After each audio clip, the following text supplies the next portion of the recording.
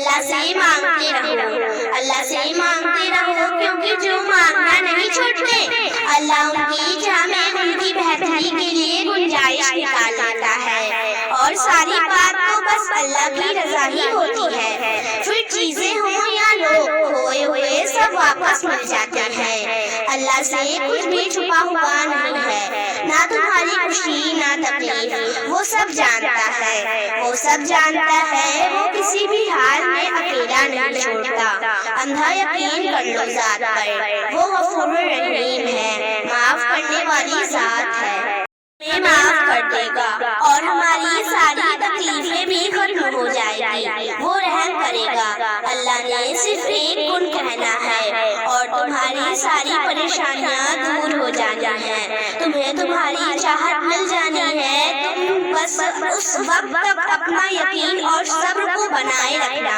وہ معاوضے کرے گا، ضرور کرے گا، کیونکہ یہ اس کی شان ہے اور اسی کی دسترس میں ہے۔ دعا تو اسے بھی کھینچ لاتی ہے، دعا تو اسے بھی کھینچ لاتی ہے جو تمہارے نصیب میں نہیں ہوتی۔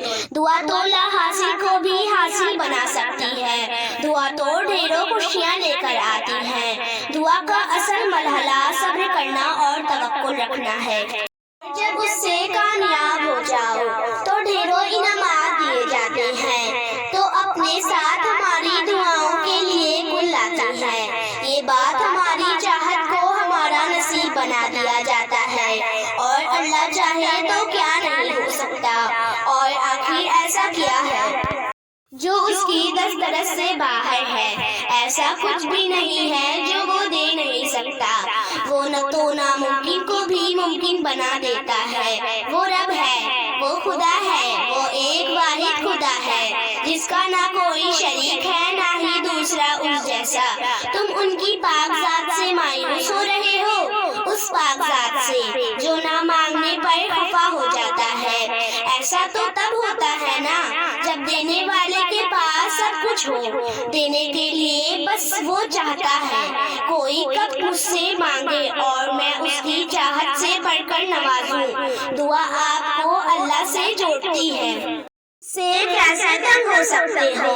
یہاں تک اللہ تمہیں لے کر آیا ہے تو یقین رکھو منزل تک بھی وہی پہنچائے گا۔ تم مانگو اللہ سے، تمہارا مانگنا اچھا لگتا ہے اللہ کو۔ تم کیوں پریشان ہوتے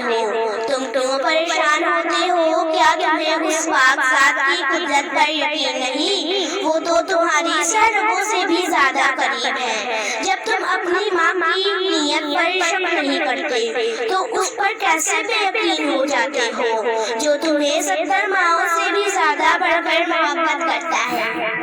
سے پورے یقین کے ساتھ مانگ کر کے تو دیکھو، عرش پر کن کہہ کر پوری دنیا کو تمہارا وسیلہ بنا کر تمہیں بھی نواز دیتا ہے تو کہنا اور ہو سکتا ہے جس کے لیے تم تڑپ رہے ہو اللہ نے تمہارے نصیب میں پہلے ہی سے لکھ رکھا ہے، بس اس کا ملنا دعا کے بعد لکھ رکھا ہو سکتا ہے۔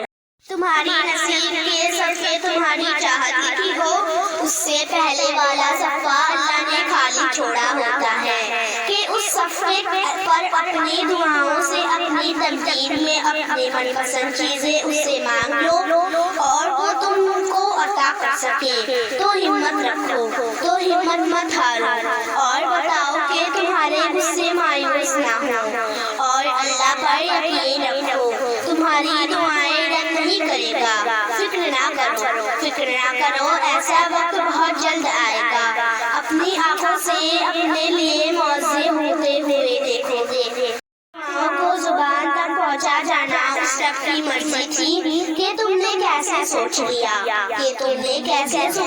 کہ وہ قبول نہیں ہوگی۔ جتنا پکا یقین رکھو گے اتنے ہی پکے اور حیران کن معاوضے دیکھو گے۔ اللہ کو صفت میں رد کرنا نہیں ہے، اس کی صفت تو ہے بس قبول کرنا اور عطا کرنا۔ تو اس کی صفت سے بے فکر ہو جاؤ، تمہارے لیے کن لکھا جا چکا ہے اور تمہیں بہت جلد ان چیزوں سے نوازا جانا ہے کہ بھی تم دعا کرتے ہو. تمہاری قسمت تمہاری دعا بدل سکتی ہے. اگر کچھ بدلتا نظر نہیں آ رہا تو دعا پڑھ لو. اللہ سے مزید جٹ جاؤ.